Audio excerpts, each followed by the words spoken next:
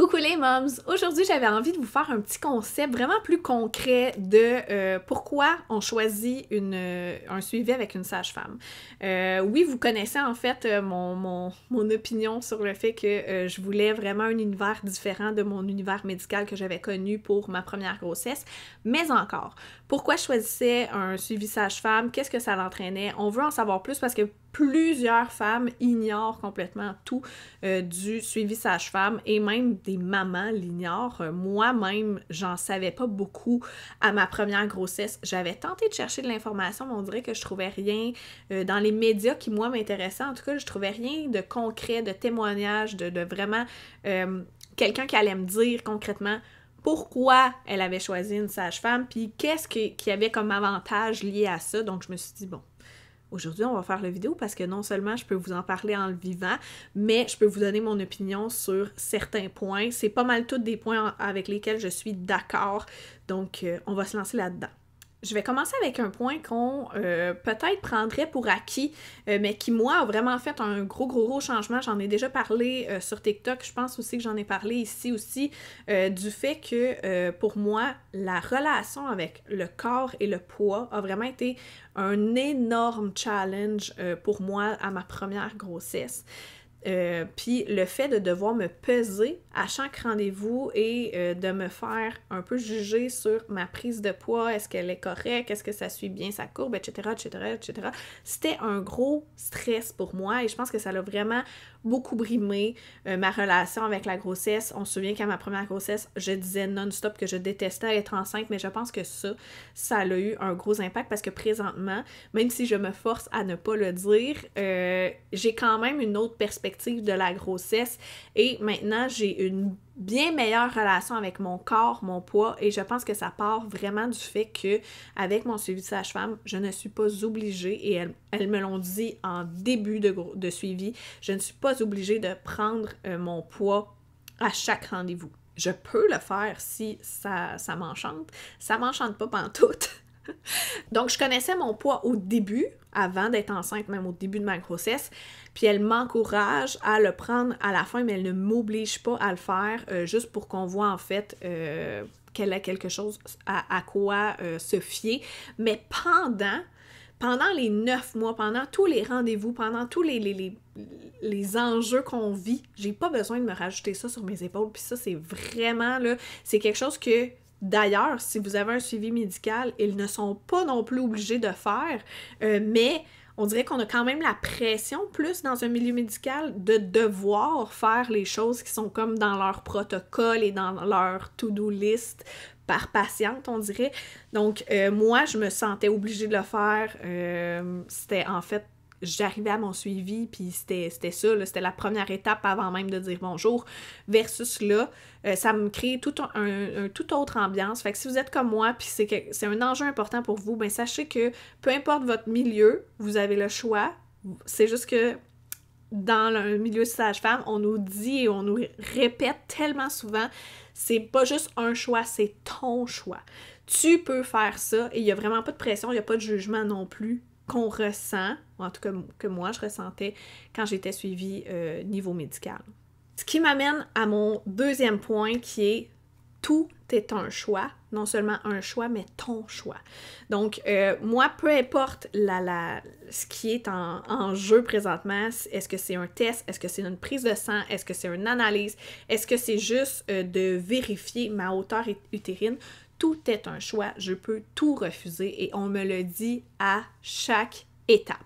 Donc, on m'explique aussi beaucoup les tests que je vais avoir à passer. C'est sûr que moi, c'est une deuxième grossesse, donc ma sage-femme, je pense qu'elle s'attend à ce que je sache certaines choses, mais je me sens pas gênée de lui demander de spécifier davantage ou de me rappeler en fait ce que c'est puis ce que ça a comme impact, etc. Puis, je pense que vraiment dans tout ça, tout est toujours un choix, peu importe votre milieu de naissance d'ailleurs, OK? Mais le fait qu'il n'y ait pas la partie jugement, parce que moi, je la sens encore, même quand je ne suis pas suivie par un professionnel de la santé dans le milieu médical versus avec mes sages-femmes, je ne le sens pas du tout. Tout est un choix et c'est vraiment entre tes mains.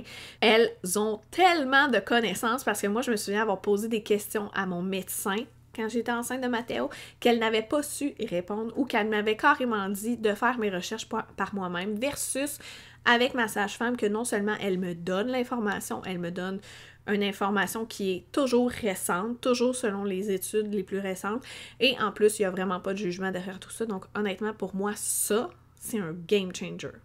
Ensuite vient le fameux lieu de naissance, c'est la question que je me fais toujours poser. Est-ce que parce que je suis avec une sage-femme, je dois accoucher à la maison ou en maison de naissance? Non. Donc, s'il y a quoi que ce soit, si même je décide à la dernière minute de dire « moi, je vais accoucher à l'hôpital, j'ai un feeling que je dois accoucher à l'hôpital », même si tout mon plan de naissance a été monté autrement, puis que toutes nos discussions étaient autrement, j'ai toujours, encore une fois, le choix, le pouvoir de mon accouchement. Je peux choisir d'accoucher à l'hôpital, je peux choisir d'accoucher à la maison, mais ça, il faut qu'on soit dans un certain périmètre, dans le territoire, ce qui, moi, n'est pas mon cas. De toute façon, je ne voulais pas accoucher à la maison. Je ne suis pas rendue là nécessairement dans mon thinking. Là. J'ai vraiment besoin d'accoucher dans un lieu d'accouchement. Là, pour moi, c'est mon besoin. Donc, c'était parfait pour moi. Mais sachez que ça se fait. Puis si jamais ça vous intéresse, j'ai parlé, ma doula, avant de devenir ma doula, j'ai fait une capsule vidéo du récit de naissance de Frédéric, Maman Naissance, que je vais vous mettre juste ici pour que vous ayez peut-être En fait, c'est un récit très, très, très positif, mais un exemple de témoignage, d'expérience, de comment elle a vécu ça, son accouchement à la maison. Ensuite, il y a le point que je sais même pas comment résumer ça dans un seul point, mais elles vont tellement au-delà de tout, c'est fou raide. J'ai vraiment pu comparer, même pour cette grossesse-ci, un premier rendez-vous médical que j'avais, puis un premier rendez-vous avec ma sage-femme et c'était, non, mais vraiment pas la même chose. Je vais y revenir plus tard, mais moi, mon premier rendez-vous avec mon médecin, c'était 45 minutes, puis mon premier rendez-vous avec ma sage-femme, c'était 2 heures. Donc vraiment, on est allé couvrir beaucoup plus que juste la surface. Et le fait que moi, je fais de l'urticaire chronique, qui est dans mon sang, là, ça y a comme à sonner une petite cloche d'alarme de genre, est-ce qu'elle a une maladie de sang? Non seulement elle a fait des démarches incroyables de vouloir parler à mon allergologue, vérifier avec... il y a comme un petit programme là, avec Sainte-Justine là, qui voit toutes les maladies infantiles. Elle a appelé là-bas. Elle a fait des démarches incroyables que je pensais même pas qu'un professionnel de la santé pouvait faire des démarches de même pour une patiente, OK? Elle a fait des démarches, puis même... Au-delà de ça, en parlant à ses collègues de mon cas, de mon urticaire, il y a une de ses collègues qui a levé la main et qui a dit « Hey, moi aussi, j'ai une patiente qui fait ce type d'urticaire-là. C'est sa 3e grossesse. Peut-être qu'elle pourrait échanger entre elles. » Pardon, jamais en 100 ans j'aurais eu cette expérience-là dans un cadre médical. Fait que j'ai même pu échanger avec une femme qui a eu plusieurs grossesses avec de l'urticaire, oui, mais avec le traitement d'urticaire. Parce que moi, pour Mathéo, c'était en plein COVID. Mon traitement a été oublié en 2 chaises, donc j'ai pas eu mon traitement de toute ma grossesse, ce qui a vraiment pas aidé non plus, parce que tout est plus en grossesse, et puis moi, mon urticaire était plus, mais j'avais rien pour me soulager. Tandis que là, cette grossesse-ci, je comptais continuer mon traitement autant que possible, mais je voulais connaître un peu les risques. Puis ce qui était lié à ça, puis il n'y a pas beaucoup d'études en lien avec mon cas, mon urticaire, la dose que je reçois, etc. Mais cette dame-là avait eu plusieurs grossesses, plusieurs enfants avec ce traitement-là qui s'est super bien passé. Elle m'a expliqué, elle, les risques qu'elle s'était fait expliquer de son côté et ça m'a vraiment permis de prendre une décision super éclairée de est-ce que je continue mon traitement ou est-ce que je l'arrête le temps de ma grossesse et j'aurais jamais pu prendre cette décision-là de façon autant éclairée en ayant le témoignage d'une autre femme dans un suivi médical. D'ailleurs, je fais le pont un peu là-dessus.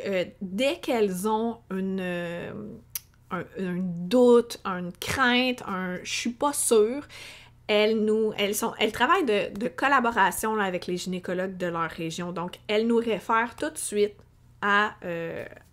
au gynéco, finalement, du secteur.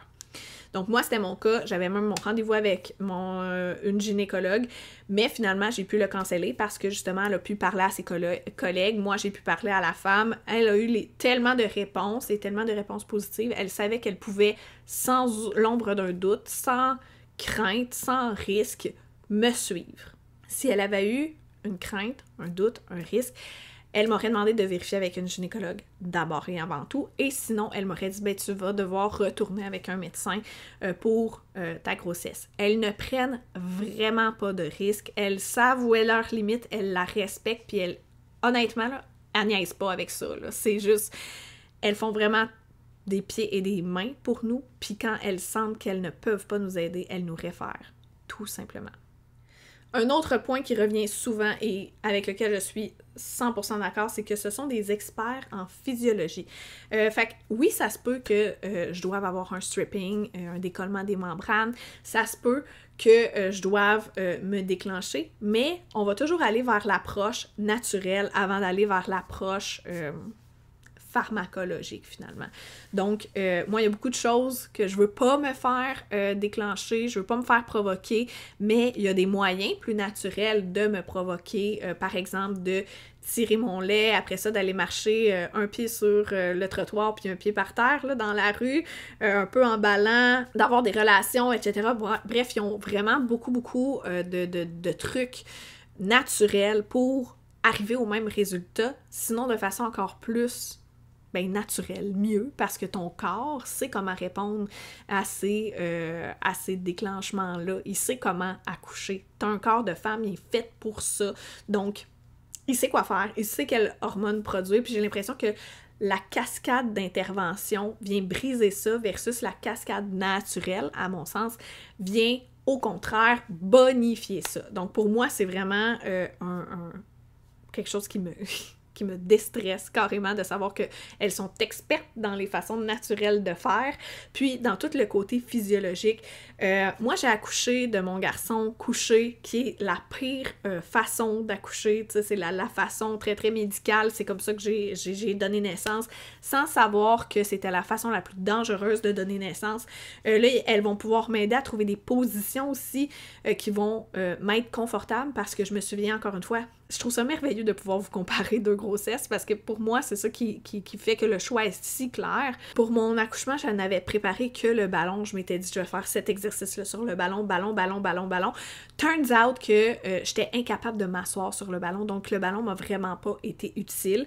Puis j'avais pas d'autres alternatives, tu sais. L'infirmière qui était là m'a aidée, puis elle m'a donné d'autres trucs, mais on va au-delà de ça vraiment là avec les doulas qui ont des trucs qui vont plus loin que juste « OK, la maman est en douleur, puis c'était pas ça qu'elle avait prévu, voici le plan B ». C'est pas juste un plan B, c'est une préparation, c'est de l'information, de l'éducation, puis c'est aussi rendu là, il y a vraiment, ta sage-femme est là pour toi, uniquement pour toi, puis ce qu'elle veut, c'est que tu restes dans ta zone pendant qu'elle s'occupe de tout le reste avec ton conjoint. Puis moi, j'ai la chance en plus d'avoir une doula. Donc, d'avoir j'écoute un podcast qui appelle ça ma Dream Team. Donc, d'avoir ma Dream Team autour de moi qui fonctionne pour moi puis qui veulent vraiment m'amener puis me tenir le plus possible à mon plan de naissance et m'amener à terme dans la vision que j'ai de l'accouchement, puis d'y aller vraiment dans l'aspect le plus ton corps est fait pour ça. Donnons la puissance et le pouvoir à ton corps, il sait quoi faire avec ça. Ça, cette mentalité-là, ça a complètement changé mon suivi de grossesse, mais ma grossesse, j'en suis persuadée. Puis présentement, ça affecte beaucoup ma préparation dans le sens positif du terme. Je vais terminer avec les relations, donc relation avec ta sage-femme, puis ensuite relation avec partenaire. Relation avec sage-femme, elle est vraiment différente. Moi, la dynamique est différente, l'ouverture est différente, puis c'est pas nécessairement quelqu'un avec qui j'aurais énormément d'affinité dans la vie, c'est pas ça que je veux dire, mais la relation puis le climat que les sages-femmes instaurent est vraiment très, très, très différent que dans un milieu médical, même si j'ai eu des médecins femmes super fines, super ouvertes. c'était pas pareil. La relation, le suivi est bâti sur un aspect de relation qui vraiment fait toute une différence. Je vous l'ai dit plus tôt, mon premier rendez-vous a duré 2 heures. Ces 2 heures-là, ça permet vraiment d'en connaître plus sur toi. Tous mes suivis ensuite sont prévus pour 1 heure. Je peux bien prendre une demi-heure si j'ai pas grand-chose à dire ou 45 minutes, mais j'ai 1 heure avec ma sage-femme. Ça arrive que ça déborde, puis elle me fait vraiment pas sentir comme si la porte était là et que je devais la prendre. Versus, moi, je vais vous dire, à Mathéo, j'en ai eu des suivis de 5 à 15 minutes. Et j'avais beaucoup de questions, puis il a fallu que je reparte avec mon petit cahier de questions et que je fouille sur Internet, parce que c'est clairement ça qu'elle m'a dit de faire. Versus, avec ma sage-femme, c'est pas une réalité qui existe. Elle est vraiment là pour moi, puis non seulement pendant mes rendez-vous, mais en plus, je peux la texter. Puis, je peux texter son équipe aussi. Donc, si elle n'est pas de garde, je peux texter ou appeler, là, selon ma préférence, les 2 autres sages-femmes qui sont sur ma team. Je peux aussi parler à d'autres sages-femmes au besoin, là, si je peux appeler, s'il y a vraiment personne de disponible. Mais quand même, quand tu as 3 sages-femmes, tu es quand même très bien équipé. Et pas juste le fait qu'elles sont là, mais on les rencontre aussi. Donc, là, je commence à avoir des rencontres avec les autres sages-femmes pour avec elles aussi connecter, avoir un lien, les connaître tout simplement, puis que ce soit pas comme un étranger qui rentre dans ma bulle pendant que je donne naissance, puis que ça me perturbe, puis que ça me dérange. Donc là, je vais les connaître, je vais avoir en fait un lien avec chacune d'elles. C'est même arrivé que j'avais besoin d'une réponse immédiatement, puis ma sage-femme n'était pas de garde, donc j'en ai texté une autre, puis j'ai déjà un lien avec elle, je me sens déjà proche d'elle, j'ai déjà l'impression qu'elle est familière, puis ça va vraiment être un game changer pour mon accouchement, j'en suis persuadée, parce que ça me fait déjà un effet très, très, très apaisant, parce que je sais que je vais être entre bonnes mains, oui, mais en plus, entre des mains que je connais. Deuxième volet, le partenaire. Donc, vous le savez, Tristan est venu à mon dernier rendez-vous sage-femme et va venir à mon prochain. Et je trouve ça vraiment beau de voir qu'elle s'adresse à lui directement. Tu sais, il y a vraiment des moments où c'est pas juste qu'elle me parle à moi, puis comment maman va, puis c'est vraiment beaucoup... c'est à deux. C'est qu'elle le considère autant qu'elle me considère moi, puis je trouve ça vraiment beau. J'apprécie énormément que ce soit pas juste un acolyte qui est là pour m'accompagner à mon rendez-vous. C'est vraiment comme, hey, c'est votre bébé, c'est votre... elle va donner naissance, mais tu sais, c'est votre plan de naissance, c'est vos besoins. Évidemment qu'elle va me prioriser parce qu'il y a des choses que je dois décider par moi-même, mais on est une team, puis ils nous considèrent comme une team, puis il y a vraiment beaucoup de... Il y a eu un moment où elle m'a expliqué quelque chose, puis après ça, elle est revenue à Tristan, puis elle lui a dit, « Puis toi, qu'est-ce que t'en penses? » J'étais flabbergastée. Non seulement qu'elle prenait le temps de savoir qu'est-ce qu'il en pensait, mais en plus, tu sais, c'était pendant un suivi, là, je me disais, elle prend du temps pour mon chum, puis elle s'intéresse à savoir, genre, comment lui, il voit ça. Puis en plus, moi, ça va m'ouvrir une belle discussion avec mon chum pour après en discuter, soit présentement avec notre sage-femme ou par la suite en soirée ou en auto, peu importe. Fait que j'ai vraiment été agréablement surprise. Et dans les premiers papiers que j'avais à remplir, j'avais vraiment une belle petite pile de papiers à remplir, puis je me souviens d'avoir eu un feuillet que je me suis dit, j'en parle-tu à Tristan avant de remplir ça? Puis je me suis dit, non, je vais le remplir comme ça, puis au pire, ça va me faire un document à lui présenter, puis elle dit, regarde, moi, c'est ça que je voyais, qu'est-ce que t'en penses? Pour que finalement, j'arrive à la dernière page et ça me dit, maintenant, c'est à votre partenaire de répondre. What? Pardon, j'étais vraiment sous le choc, j'ai vraiment trouvé ça merveilleux, puis là, j'ai pu laisser Tristan avec la feuille puis dire « Tiens, moi, j'ai eu mes réponses, voici, il faut que tu mettes les tiennes. » Puis j'ai dit « Essaye de pas regarder mes réponses pour que vraiment on voit comme qu'est-ce que chacun pense, puis ça, on remet ça à notre sage-femme. » Honnêtement, jamais j'ai eu ça dans un milieu médical. Vous me direz si vous l'avez déjà eu. Parce que si oui, je trouve que c'est vraiment quelque chose qu'on devrait tous faire. Ne serait-ce que, qu'est-ce que vous pensez du congé de maternité? Qui va prendre le congé de maternité? Parce que moi, j'ai pris pour acquis que j'allais prendre le congé de maternité complet. Parce que Tristan a toujours travaillé pour son père. Puis, c'est une entreprise familiale, là. Tristan, c'est pas juste un parmi tant d'autres, là. Il y avait vraiment besoin de Tristan. Donc, pour Mathéo, il a pris Je sais même pas s'il a pris 2 semaines complètes. Fait que je m'attendais à ce que ce soit la même chose. Puis Tristan, il a écrit dans son document qu'il était vraiment très triste de ne pas avoir pu prendre plus de temps pour son fils. Puis il voulait se rattraper pour cette grossesse-ci. Puis il voulait prendre beaucoup plus que 2 semaines pour ce congé de paternité-ci. J'ai vraiment été agréablement surprise. Puis je me suis dit, ben voyons donc, ben oui, j'aurais dû lui poser la question. Mais comme c'est une deuxième grossesse, il y a des choses que je prends pour acquis que dans le fond, ces questions-là que notre sage-femme nous pose, ça nous ouvre à autre chose, puis ça nous ouvre à réouvrir la question parce que moi, j'ai évolué en tant que maman, mais lui aussi, il a évolué en tant que papa, mais dans le brouhaha de tout va vite, tout va trop vite, j'oublie d'y demander, j'oublie de dire « Hey, puis toi, qu'est-ce que t'en penses? T'es rendu où dans ta réflexion? T'es rendu où dans ton rôle parental? Comment tu vois ça? » Puis... je peux pas penser à tout parce que là, à un moment donné, une mère a ses limites. Mais ma sage-femme est là pour me rappeler que il y a une opinion, je la considère, on en parle, on en discute, c'est vraiment un bel échange. Puis ça nous permet en fait d'aller plus loin dans nos réflexions puis de revenir sur des décisions qu'on avait peut-être même pris ou pris pour acquis. Je vais clore cette vidéo-ci en vous parlant en fait de la maison de naissance, vous montrant des images, parce que moi c'est quelque chose que j'aurais voulu voir même à ma première grossesse pour faire mon choix. Je vais vous aviser tout de suite que la chambre que moi j'avais comme eu en tête que ma chambre préférée finalement n'était pas disponible. Il y avait un accouchement qui était en cours. On a vraiment été chanceux de pouvoir se promener. On s'est promené avec l'aide à la naissance. Et je vais pu aussi vous montrer la salle commune qui, on nous racontait qu'avant la COVID, c'était vraiment comme une salle commune que quand il y avait plusieurs familles qui donnaient naissance, ben là, ils se rassemblaient toutes là comme si c'était un salon commun, puis ils jouaient de la guitare, mangeaient ensemble. Tu sais, il y avait une super belle ambiance qui espère un jour pouvoir retrouver et reproduire, mais présentement, c'est pas possible parce qu'il y a encore des restrictions par rapport à la COVID. Donc, c'est une famille à la fois. Mais tout de même, c'est vraiment un super beau lieu.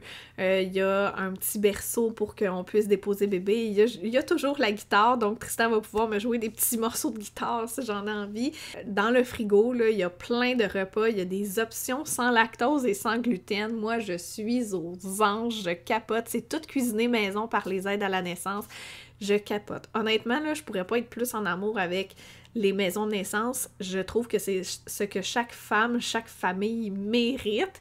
Parce que moi, à mon accouchement de Mathéo, j'avais faim, mais faim. Non seulement je pouvais pas manger, j'avais pas dîné parce que moi, je pensais pas m'en aller accoucher pantoute. J'ai pu manger, il était minuit, puis en fait, j'appelle pas ça manger parce qu'en fait, tout ce que j'ai pu faire, c'est boire le bouillon d'une soupe frette qu'on m'avait mis de côté, puis une soupe genre avec juste des nouilles, là, pas de poulet ni rien, là, fait que honnêtement j'ai eu faim puis j'étais faible pendant un très très long moment, donc de savoir qu'il y a de la nourriture et de la nourriture que je peux manger, ça aussi ça m'enlève un gros stress, parce que honnêtement je me serais préparé un petit pack de genre de collation, là, je vais m'en préparer quand même, mais tu sais, vraiment quelque chose de très étoffé parce que je sais que j'aurais eu faim si j'avais encore à accoucher à l'hôpital. Versus maison de naissance, on sort ça un petit peu plus de notre mental. C'est sûr que je vais m'apporter des petits trucs, mais mettons que je les oublie, c'est pas la fin du monde. Également, j'ai pris en vidéo l'aspect plus qui est plus un élément de stress pour certaines de mes amies, pour ma maman qui veut s'assurer que tout est beau. Donc, il y a vraiment tous les éléments plus médicaux, pharmaceutiques que les sages-femmes sont vraiment toujours à l'extérieur de la chambre pour pas qu'on les voit puis pour pas que ce soit dans notre bulle de naissance. Mais moi, ce que je voulais vous montrer surtout, c'était les chambres, c'était la maison de naissance, c'était le lieu qui m'anime tellement puis qui me donne tellement envie de vivre une expérience, un rituel, complètement autre chose pour cette grossesse-ci. Donc j'espère que ça vous a aidé à comprendre un peu mieux le rôle d'une sage-femme, les avantages que ça a d'être suivi avec une sage-femme, le fait que je puisse comparer aussi avec le milieu médical. Sachez que je ne dénigre pas, je ne fais que comparer selon mes croyances et mon vécu. C'est quelque chose que j'aurais aimé avoir comme contenu, comme moi j'aurais aimé qu'on me dise ça finalement. C'est pour ça que je vous en parle, mais ça veut pas dire que je dénigre le milieu hospitalier du tout. Il est là pour une raison, ça se peut aussi que j'en ai besoin, peut-être, sait-on jamais, mais je voulais quand même mettre en lumière tous les avantages de la sage-femme parce que je sais que pour plusieurs c'est une petite crainte, ceux qui sont pas nécessairement, surtout je trouve ceux qui en ont pas dans leur région, dont dans ma région, c'est carrément un phénomène auquel on n'est pas exposé. Donc, l'inconnu nous fait peur. Donc ça, j'espère que ça va pouvoir vous donner un peu plus d'outils, de contenu pour peut-être même aller faire vos recherches par la suite, de savoir, OK, ça fonctionne comme ça par ici, puis juste de savoir peut-être, j'ai le droit de dire non, j'ai le droit à tout ça. D'en savoir un peu plus, ça nous permet toujours d'être plus en contrôle. Puis, encore une fois, c'est pas pour dénigrer personne, c'est juste pour... je trouvais ça important de valoriser ce métier-là, de valoriser les maisons de naissance aussi qui sont, je pense, uniquement dues à l'inconnu puis à la peur de ça, qui sont parfois dévalorisées et qui ne devraient pas l'être parce que, mon Dieu, que, à mon sens, toutes les femmes devraient pouvoir avoir accès à la maison de naissance puis aux sages-femmes si c'est ce qu'elles souhaitent.